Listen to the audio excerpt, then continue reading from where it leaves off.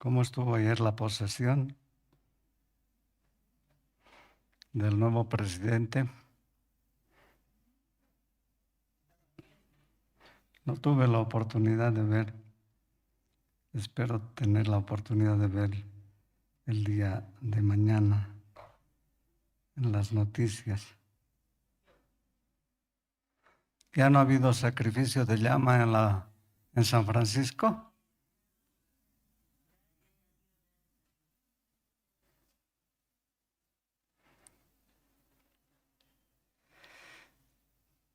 Muy bien, vamos a retomar nuestro estudio desde el versículo 38.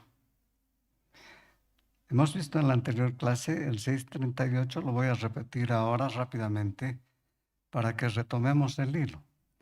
Si ustedes recuerdan, el Señor Jesús está respondiendo y está enseñando a los galileos que no tenían fe en Él y le pedían una señal del cielo, algo similar a lo que había hecho siglos antes Moisés, que había hecho descender, no del cielo, sino de las nubes, maná, ¿no? Entonces, el 6:38, sí podemos poner.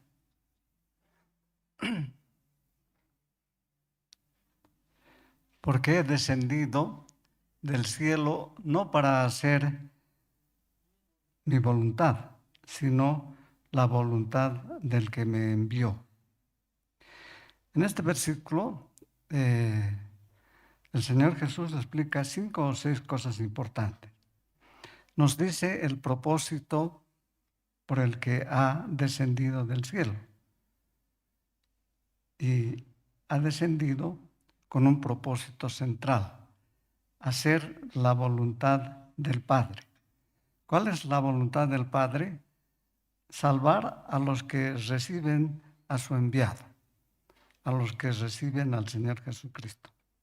El segundo aspecto que está incluido aquí en este versículo es la razón por la cual Él recibirá y salvará eternamente a todos los que el Padre le da.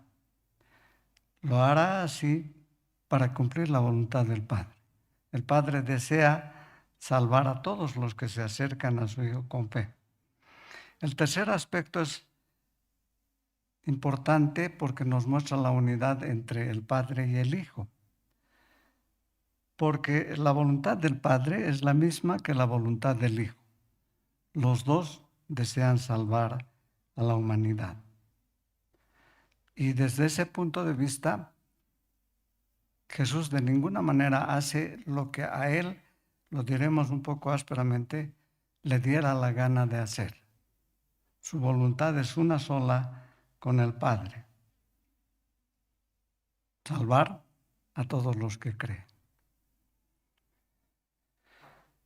E implícitamente este versículo trata de un tema que deberíamos entenderlo entre líneas. Si Él ha descendido, ¿dónde estaba antes? Está hablando de su Padre. Entonces, entendemos que Él ha descendido de estar con su Padre en la eternidad. Entonces, eso se sobreentiende de leer el versículo. Y en el Evangelio de Juan precisamente comienza con esa revelación, ¿no?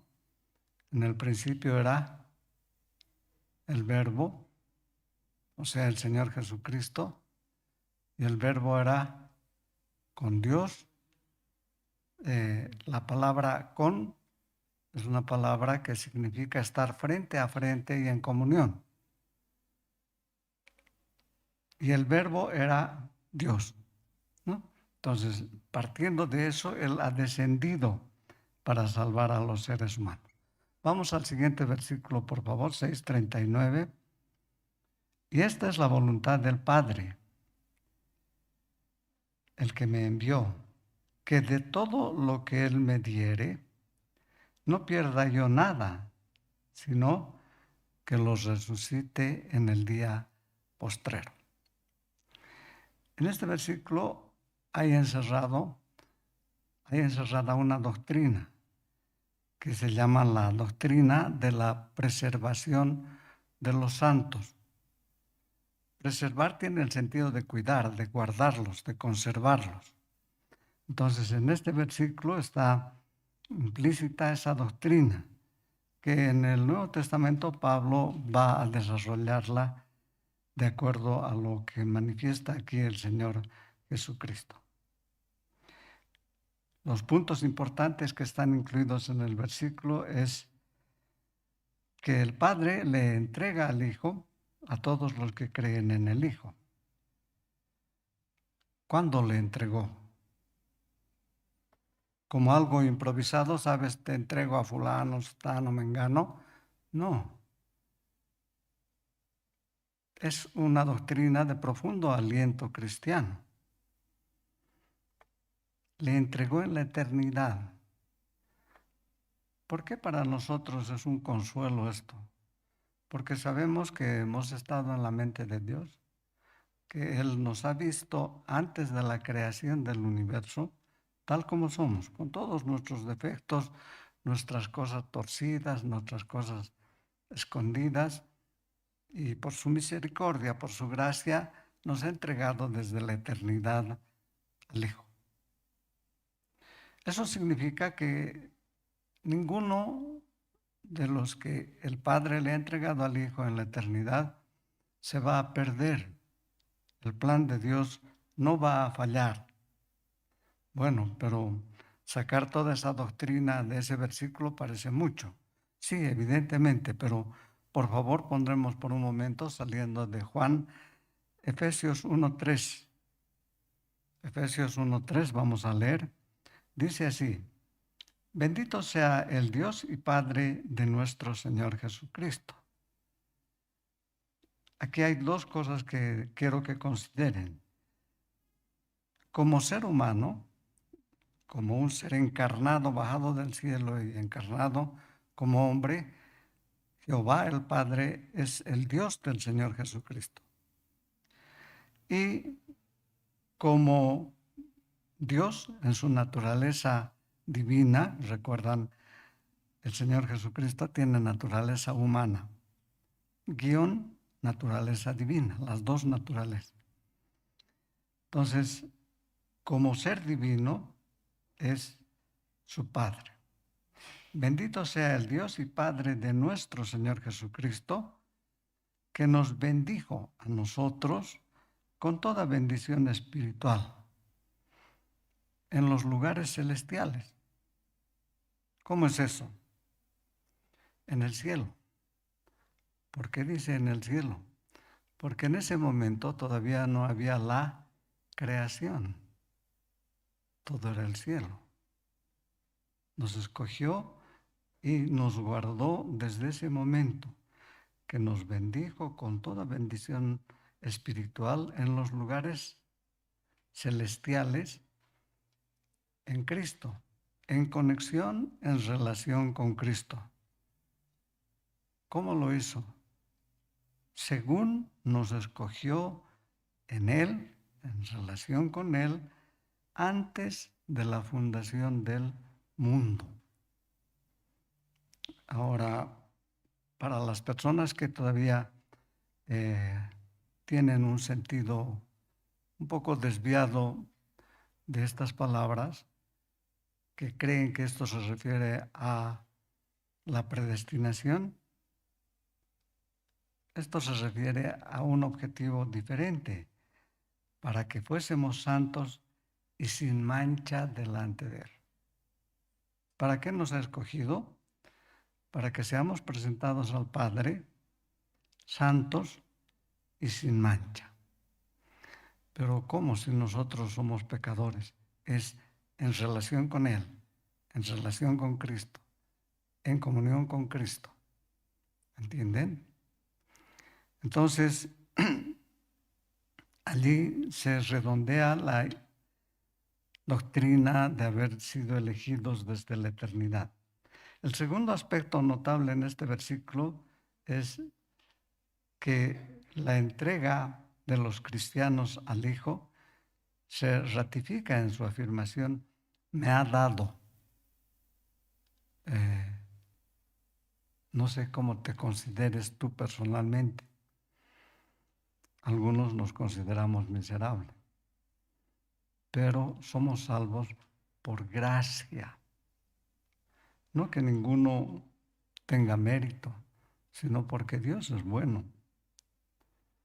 Entonces, ese motivo, la bondad de Dios, que nos escogió desde la eternidad, hace que nos entregue al Hijo y Él nos cuide desde la eternidad hasta la eternidad. El tercer aspecto, que no va a perder el Señor Jesucristo a ninguno. Ese es el punto central de la preservación. Entonces, si alguien todavía tiene la idea de que la salvación se pierde, este es el versículo que no da lugar a duda. Esta es la voluntad del Padre, el que me envió, que todo lo que me diere, no pierda yo nada. Entonces, piensen por un momento cuando encomendamos algo a uno de nuestros hijos, le decimos vas a hacer esto, vas a hacer aquello, y muchos tenemos duda de que no haga y pierda algo de lo que le hemos dicho. Porque nuestros hijos, como nosotros, son humanos. Pero en el caso del Señor Jesucristo eso no va a pasar. Nadie se le va a perder. Entonces, cuando ustedes escuchen el tema de que si la salvación se pierde, solo recuerden este versículo, Juan 6:39. Lo voy a repetir para que no quede duda. Y esta es la voluntad del Padre. Esto es lo que quiere el Padre que ha enviado al Señor Jesucristo, que de todo lo que me diere, todas las personas, el Padre le entregó al Hijo en su totalidad, una masa de personas. No pierda yo nada. El Padre le dijo, no vas a perder a ninguno. Y el Hijo es obediente. Esa es la doctrina de la preservación de los santos. ¿Y cómo va a ser la demostración de que Él no ha perdido a nadie? Sino que los resucite en el día postrero. Entonces, esa es la evidencia de que Él no perderá a todos los que le dio el Padre, porque van a ser resucitados en el último día. Entonces, ¿cuál es la lección acerca de estas palabras? Cabe hacernos algunas preguntas. ¿Estás tú entre las personas que el Padre le dio al Hijo? ¿Cómo puedes saberlo? Tú debes saberlo personalmente, en tu foro interno. Tienes que hacer una evaluación de ti mismo. ¿Qué dice este pasaje? Dice, todos los que vienen a mí. La evidencia de que alguien es de ese grupo de personas que el Padre le ha dado al Hijo es que va donde Él, donde el Señor Jesucristo. Tal vez algunos al comienzo vienen por la fuerza, por las circunstancias, porque sus hijos le piden, porque su esposa le obliga, o al revés, el esposo exigiendo a la esposa. Y poco a poco llegan al convencimiento de que necesitan diariamente al Señor Jesús, como nosotros necesitamos cada día alimentarnos de pan para seguir viviendo. Si estás consciente de ese tu interés, entonces eres uno de los que ha dado el Padre al Hijo. Si no estás con ese afán, te conviene revisar tu vida. Te conviene ver dónde deseas pasar la eternidad. Noten que no estoy diciendo, ni el pasaje, por supuesto, dice que los que vayan donde Él van a ser los mejores, los más santos, los más puros, no dices. Dice los que vengan a mí. Entonces, pensemos por un momento, evaluémonos y veamos cuáles son nuestras prioridades. 6:40. Y esta es la voluntad del que me ha enviado, que todo aquel que ve al Hijo Ahora, voy a detenerme en esta palabra. Lo que ha sido traducido aquí como ven al Hijo es una palabra que se pronuncia teodorón, se pronuncia más bien theodorón, y significa contemplar con interés, no simplemente ver, sino contemplar con interés. En el anterior versículo les dije que hagan una evaluación. Uno de los puntos de esa evaluación es, ¿les interesa a ustedes ver al Hijo, contemplarlo? Bueno, pero ¿dónde lo puedo contemplar? Es en su Biblia, en la Escritura. Es allí donde está su retrato. Y esta es la voluntad del que me ha enviado, que todo aquel que contempla al Hijo y cree en Él, tenga vida eterna. Los que afirman que la vida eterna del cristiano comienza aquí, tienen razón. Para nosotros que hacemos eso, el paso doloroso, desagradable de la muerte será simplemente como pasar una puerta, difícil de pasarla, un trago amargo, y pasar a la eternidad. Ténganlo por seguro. Y yo les resucitaré en el día postrero. Como les he mencionado en la anterior clase, esa frase, yo les resucitaré en el día postrero, está 3 veces en este discurso del Señor. ¿Se acuerdan? El número 3 es el número de la perfección. No es casual que Él repita en 3 oportunidades. Entonces, tanto en el versículo anterior como en este versículo, el Señor Jesucristo explica su oferta de el pan de vida. Él es el pan de vida. A Él tenemos que contemplarlo. A Él tenemos que acercarnos, porque su propósito es salvarnos. Necesitamos contemplarlo en profundidad, no como quien contempla una imagen de talla, de estuco, no, sino como la persona que a todo momento está haciendo el esfuerzo de librarnos de las cosas de este mundo. ¿Cómo se concretará la vida eterna? ¿Se acuerdan que en los Salmos dice ausente en el cuerpo, presente, no, en Corintios, a Dios? Y que Dios ama la muerte de sus santos. Y el año pasado hemos tomado una clase conmigo en la que los que creemos y morimos antes del regreso del Señor Jesucristo, estaremos con Dios en el cielo, pero ¿cómo? ¿Alguien se acuerda? Me gustaría darle un premio, por lo menos un aplauso si se acuerda. Estaremos como desnudos, sin nuestro cuerpito. Y cuando Él venga por segunda vez a la tierra, nuestro cuerpo se va a reunir con nuestra alma y nuestro espíritu. No debe causarles confusión para que me digan, ¿cómo dice aquí en el último día?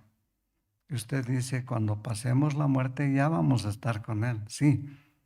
Y Pablo enseña en Corintios que vamos a estar como desnudos. Y en Apocalipsis, cuando las almas ven lo que está ocurriendo en la tierra, dicen, ¿hasta cuándo, Señor? Y Él dice, tengan paciencia un momento y denles una vestimenta, porque no vamos a tener cuerpito hasta que el Señor, conforme a Corintios 15, resucite nuestro cuerpo. ¿Cómo va a resucitar? Cada uno va a oír su nombre, cada cuerpo, y se va a levantar, transformado para durar la eternidad. Con eso concluye el primer discurso del Señor Jesucristo. Ahora, ¿cómo es la escena? El Señor Jesucristo, rodeado por sus 12 discípulos y los galileos que habían comido pan el día anterior rodeándolo. Ellos son los que le pedían que dé una señal celestial. Pero ahora se unen los judíos que vinieron de Jerusalén. Estos eran escribas e intérpretes de la ley. Entonces se unen a la multitud y ellos tienen otra clase de problemas y objeciones. 6:41. Murmuraban entonces de él los judíos, los que vinieron de Judá, porque había dicho: yo soy el pan que descendió del cielo. Eso les causaba problema. Los galileos carecían de fe. Habían visto la alimentación, habían entendido los milagros que había hecho, que se había escabullido de ellos. Aunque había un solo barquito, se desapareció. Él se fue andando por el mar, etcétera, etcétera. Y el botecito llegó en un instante a la orilla. Entonces, algo raro había pasado con él. ¿Cómo se ha escapado? Pero los que vinieron de Jerusalén decían: ¿por qué dice estas cosas él? Él es solo un hombre. Entonces, su problema era distinto. ¿Por qué estaba haciendo una afirmación tan terrible? Yo he descendido del cielo. 6:42, por favor. Y decían: ¿no es este Jesús el hijo de José, el carpintero, cuyo padre y madre nosotros conocemos? ¿Cómo, pues, en conclusión, si nosotros conocemos a su papá y a su mamá, él puede decir: del cielo he descendido? Este es un mentiroso. ¿Se dan cuenta? Esa era su objeción. Los galileos carecían de fe. Estos directamente los rechazaban. Afirmaban que conocían a su familia, y era evidente. Conocían a su familia, entonces escucharle decir que había descendido del cielo para ellos era una cosa inaceptable.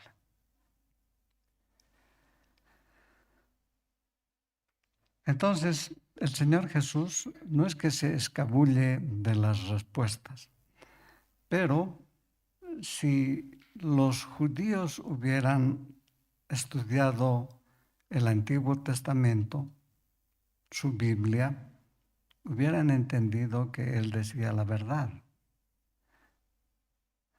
Para nosotros es importante que cuando nos trancamos en alguna parte de la Escritura y tenemos duda, volvamos a estudiar.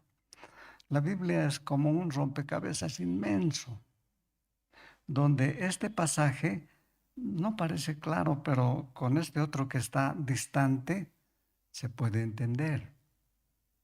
Pero eso es fácil en la medida en que conocemos la Escritura. Y nunca nadie puede decir: no, yo conozco toda la Escritura. Darío Salas, ese predicador chileno que vivía en el Brasil, sabía de memoria toda la Biblia. Y él decía: todavía no entiendo, porque es la palabra de Dios, es la mente infinita de Dios versus nuestra escasa capacidad. Y ya le objetaron con el mismo argumento cuando él estaba en Jerusalén. Pondremos, por favor, Mateo 13:53.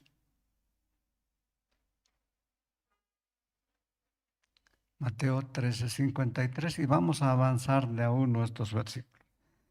Aconteció que cuando terminó Jesús estas parábolas, se fue de allí. 54. Y venida a su tierra les enseñaba en la sinagoga de ellos, de tal manera que se maravillaban. Ya sabemos que el término maravillaban en el idioma hebreo y griego tiene el sentido de admirarse, sorprenderse. Y decían: ¿de dónde tiene esta sabiduría y hace estos milagros. Entonces, era innegable que no era un hombre común y corriente. Versículo 55, un versículo adelante. ¿No es este, y debe traducirse así, acaso no es este el hijo del carpintero? ¿No se llama su madre María y sus hermanos Jacobo, José, Simón y Judas? Vean cuántos hijos tuvo María, varones. Jacobo, José, Simón y Judas. También tenía hijas. Este pasaje lo odian los de la Iglesia Católica, los marianos, porque para ellos María fue siempre virgen. Pero la Escritura no dice esto. Si ustedes abrieran la Nácar Colunga, que es una Biblia católica, o la otra que es oficial, y aún la que les hablé en la anterior clase, traducida por un sacerdote alemán que vivía en Chile, todas ellas tienen este versículo. ¿No están todas sus hermanas con nosotros? O sea, estamos hablando por lo menos de unos 6 hijos. Con Jesús, 7. ¿No? Por eso es que aborrecen. Y dicen, no, aquí sus hermanos quiere decir sus primos, pero el texto no dice eso. Dice, conocemos a su madre, a su padre y a sus hermanos y hermanas. Para ellos, en este momento de Mateo, la sorpresa es su sabiduría, porque esa era una sociedad agrícola, donde la gente sembraba, criaba corderos, gallinas, pocas vacas, para sustentarse. Entonces, esa gente no era sabia. Eran sabios los que iban a Jerusalén y estudiaban con algún rabino. Pero Jesús nunca estudió con ningún rabino. Él era Dios, sabía todo. A sus 8 años fue a hablar con los sacerdotes del templo y ellos quedaban admirados de escuchar a un niño. Entonces, ya conocían de dónde venía Jesús. En su naturaleza humana de una familia. Pero ellos tenían que saber su escritura, tal como para nosotros es un reto conocer nuestra Biblia. Es larga, sí, entonces por favor comiencen con el Nuevo Testamento. Es muy largo, comiencen con los evangelios. No comiencen con Juan, es el más difícil de los evangelios. También es el más dulce y el más profundo. Empiecen con Marcos, el más cortito y el más práctico. Muy bien, volveremos al tema. ¿Qué es lo que tendrían que haber sabido los judíos? Veremos algunas cosas. Por favor, Salmo 2:7. No voy a tener el tiempo suficiente para comentar estos versículos, solamente los voy a leer. El Salmo 2:7 dice, yo publicaré el decreto. Jehová me ha dicho, mi hijo eres tú, yo te engendré hoy. Este salmo fue escrito 1000 años antes del nacimiento del Señor Jesucristo. Y según este salmo, el que habla es el Mesías. ¿Qué es lo que dice? Que Él, cuando venga a la tierra, va a publicar el decreto. ¿Cuál decreto? El decreto desde la eternidad. Yo publicaré el decreto. Jehová me ha dicho, mi hijo eres tú. ¿A quién le dijo? La primera persona le dijo a la segunda persona de la Trinidad. Si lo habláramos en nuestro léxico moderno, el padre le habría dicho al hijo, ¿sabes? Tú vas a ser el Mesías. Y cuando seas el Mesías, tú vas a cumplir el papel de mi hijo. Eso es lo que dice el versículo. Muy bien, vamos a otro pasaje. Isaías 9:6. Isaías 9:6. Porque un niño nos es nacido, hijo nos es dado, y el principado sobre su hombro, y se llamará su nombre admirable, consejero, Dios fuerte, Padre eterno, príncipe de paz. O sea que Isaías, que profetizó desde el año 740 a.C. hasta el año 680, fue el profeta que profetizó más tiempo, 60 años, les anunció a los judíos que un niño iba a nacer, un niño especial iba a nacer en Israel, que iba a ser príncipe, porque el rey es el padre. El principado estará en su derecho, en su hombro. Ustedes han visto en las películas esas de espada, de espadas, todo eso, viene una capa prendida solo al hombro derecho. Eso quiere decir que él, ese personaje que tiene la capa ahí, tenía el derecho legal de ser príncipe porque era hijo del rey. Eso es lo que le está diciendo aquí al pueblo. Y el principado sobre su hombro. Y se llamará, o sea, las características de esta persona, admirable, incomprensible. Se dice de él que es bello en su santidad, consejero, Dios fuerte. O sea, que ese niño que iba a nacer iba a ser Dios. Podríamos pasar más tiempo explicando esto, pero no tenemos el tiempo suficiente. Vamos a Daniel 7:13. Daniel vivió unos 5 siglos antes del Señor Jesucristo y fue el profeta que vivió en el exilio. Cuando los babilonios invadieron Judá, se llevaron a los jóvenes de la nobleza para criarlos de acuerdo a la cultura babilónica y para que con los años ellos vuelvan a su tierra a ser gobernantes, pero como babilonios. Eso se acostumbraba antes y se acostumbró más o menos hasta el siglo XV después de Cristo.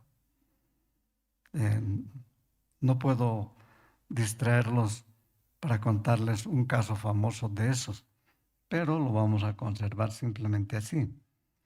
Entonces, Daniel es el profeta del exilio. Él vivió en Babilonia y ya no volvió cuando regresaron a Israel, a Jerusalén. Los judíos, ya era muy viejito Daniel. Se quedó nomás en Babilonia y allí murió. En 7:13 dice lo siguiente. Esta su profecía es muy importante. Miraba yo en la visión de la noche. O sea, Dios le mostró una visión como en televisión. Y he aquí con las nubes del cielo venía uno como hijo de hombre. O sea, una persona solamente con naturaleza humana, porque el Hijo del Hombre es un hombre también, que vino hasta el anciano de días. El anciano de días es el Padre. Y le hicieron acercarse a este Hijo del Hombre al Padre. Ahora, ¿y el Padre qué es lo que hace? Y le fue dado dominio, gloria y reino para que todos los pueblos, naciones y lenguas le sirvieran. ¿Pero acaso no era hijo de hombre nomás? Sí. ¿Pero a quién se sirve? Solo a Dios. O sea que de un modo muy especial iba a ser Dios.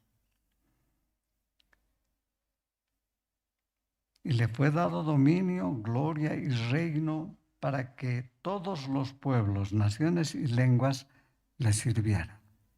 Todo el mundo. Su dominio es dominio eterno.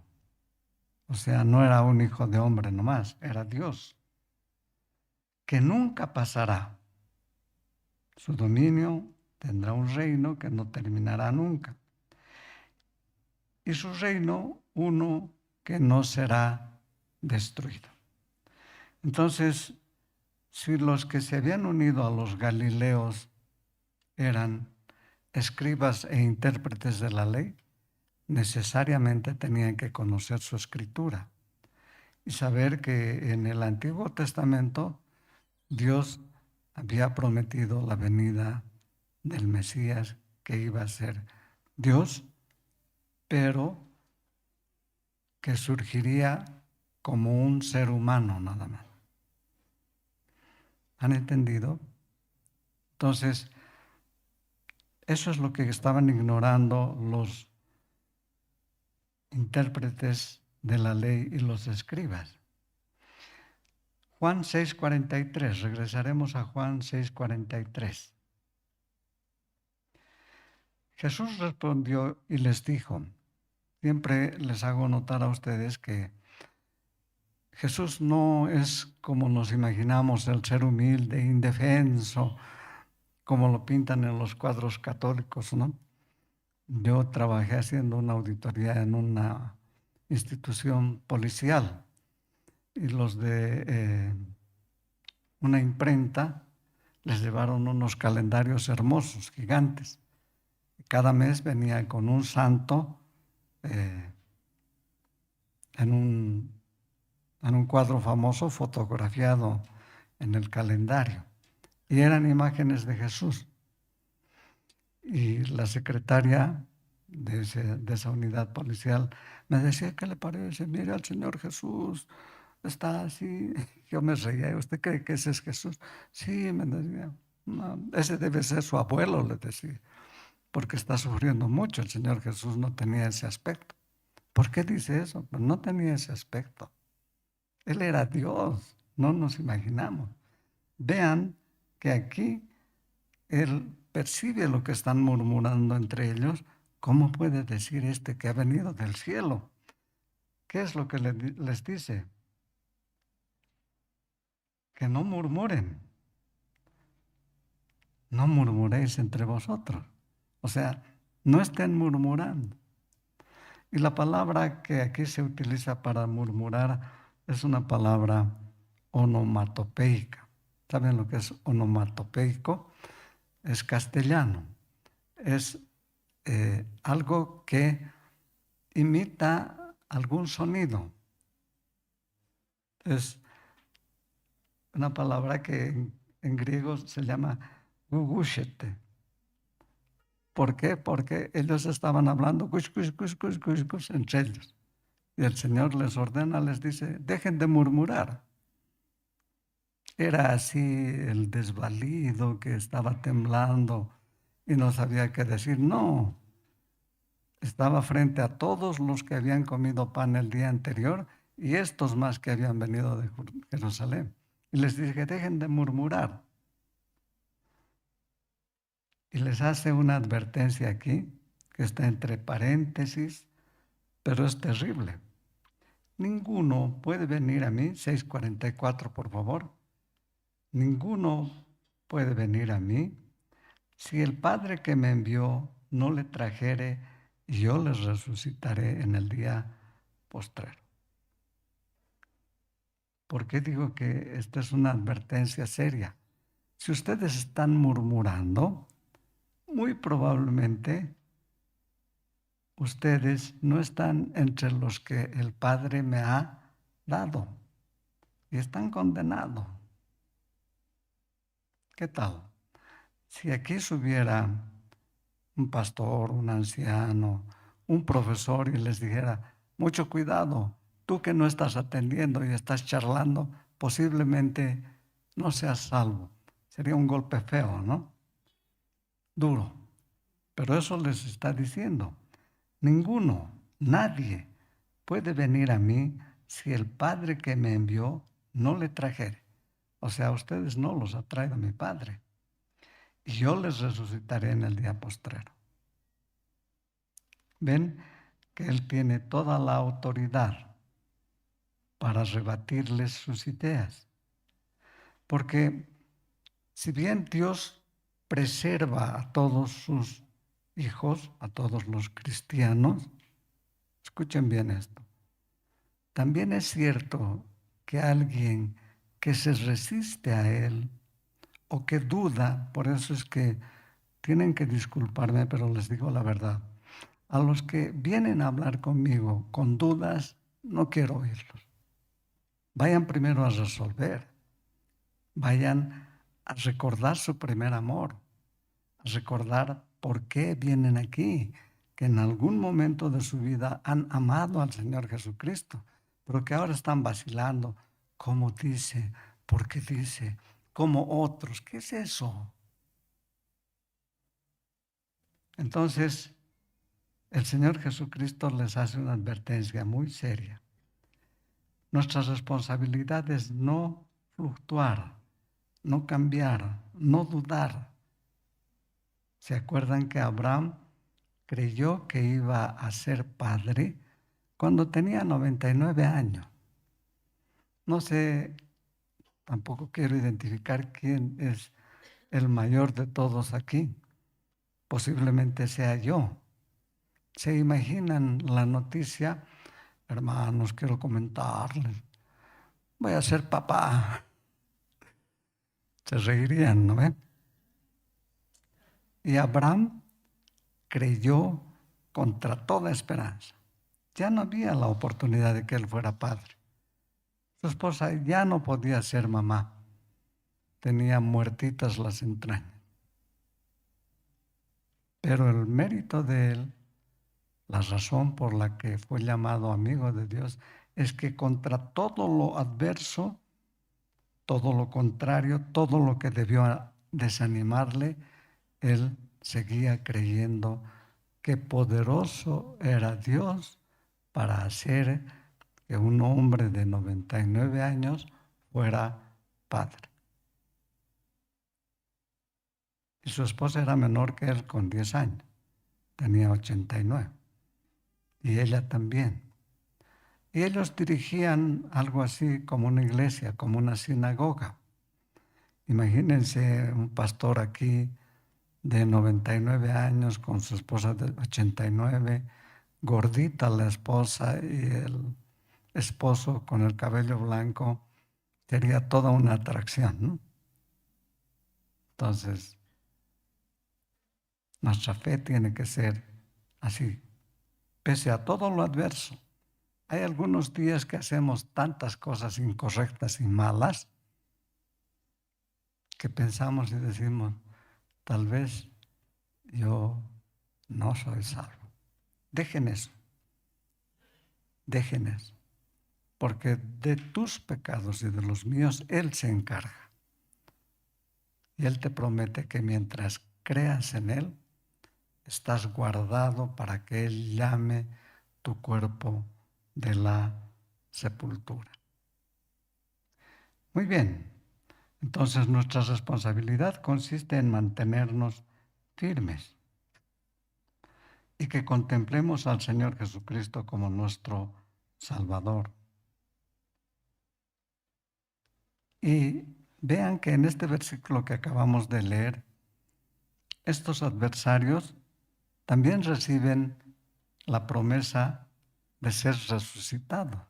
Tomen en cuenta todo el versículo, les voy a volver a leer. Ninguno, o sea, nadie puede venir a mí si el Padre que me envió no le trajere. Pero ellos no creían en Él. Y yo los resucitaré en el día postrero. A los malvados también, a los incrédulos, sí. Ya lo ha dicho en Juan 5:29, que también hemos estudiado. Pondremos un instante Juan 5:29, por favor. 5:29 de Juan. Y los que hicieron lo bueno saldrán a resurrección de vida. Van a resucitar para tener vida eterna. Pero los que hicieron lo malo, rechazar al Señor Jesucristo, a resurrección de condenación. ¿Han entendido? Los dos bandos van a resucitar, unos para gozar de la vida eterna y otros para quemarse en el infierno. Volveremos a 6:45. Podríamos preguntarnos y decir, ¿por qué el Señor Jesús no les explicó, como usted dice, primero el Salmo 2, versículo 7, luego Isaías 6, 9 y finalmente Daniel? ¿Saben por qué? Porque les dice algo mucho más duro. Fíjense lo que les dice. Escrito está en los profetas y serán todos enseñados por Dios. Así que todo aquel que oye al Padre y aprendió de él, viene a mí. Parece que no tiene mucho sentido esto, ¿no? Pero necesitamos hilar bien con qué se relaciona. Bien. Pondremos, por favor, Isaías 54, 13. Isaías 54, 13. ¿Qué está respondiendo el Señor Jesús a los que vinieron de Jerusalén y decían, ¿cómo pues dice este del cielo he descendido? Si nosotros conocemos a su papá, a su mamá, a sus hermanos y a sus hermanas. Y él les responde y les dice, escrito está en los profetas, y serán todos enseñados por Dios.